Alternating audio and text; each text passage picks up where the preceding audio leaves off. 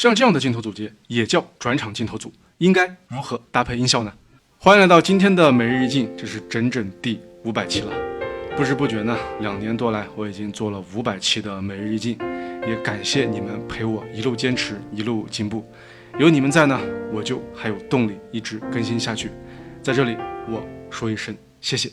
好，今天我们来说说转场。那一提起转场，大家最先想到的是什么？遮罩、叠画。其实啊，还有一种更好玩的技巧，就是镜头组转场。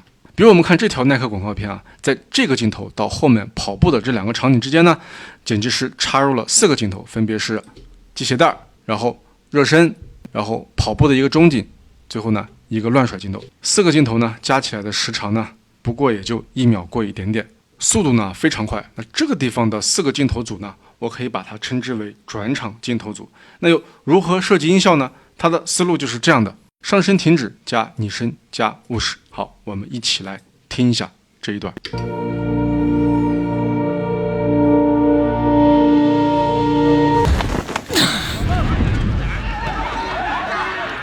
这个地方上身停止呢，我用了一个带有胜利希望感觉的上身停止，大家可以听一下。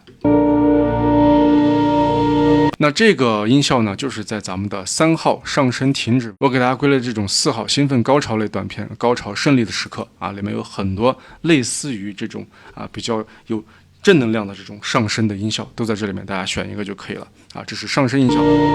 然后中间呢，其实我搭配了一些拟声，比如说系鞋带这个地方，系鞋带啊本身它的声音是很微弱的，我用一个转场的音效来突出一下这个地方系鞋带的声音，就是这样的。那为了加强这个系鞋带的声音效果和层次呢，我又在底下给它铺设了一个嗡，也就是低沉的务实。听一下这2个音效结合在一起，是不是它的厚重感就增强了？然后运动员热身这个地方呢，我给它搭配了一个运动员喘息的声音。最后呢，乱甩的地方呢，加一个磨砂的低沉的务实就可以。然后这个地方因为有中景的人物的跑步和后面的跑步的一个全景，所以说呢，搭配一个底音氛围音是合适的，就是欢声笑语，孩子们正在玩耍的这个声音。整个这4个镜头组接在一起，就把前面的和后面的这2个场景就衔接在一起了。因此呢，我们发现其实转场的时候不一定去想什么方式去遮罩或者是去直接去硬切叠画，我们也可以去插几个镜头组，快一点的，然后把音效做好，就可以生成一个不错的转场镜头组。我们再听一下这一段。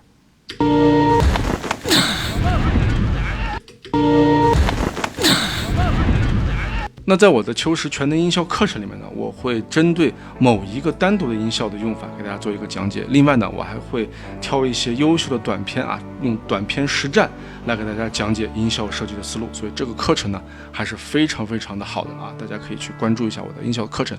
好，我们下期每日一镜不见不散。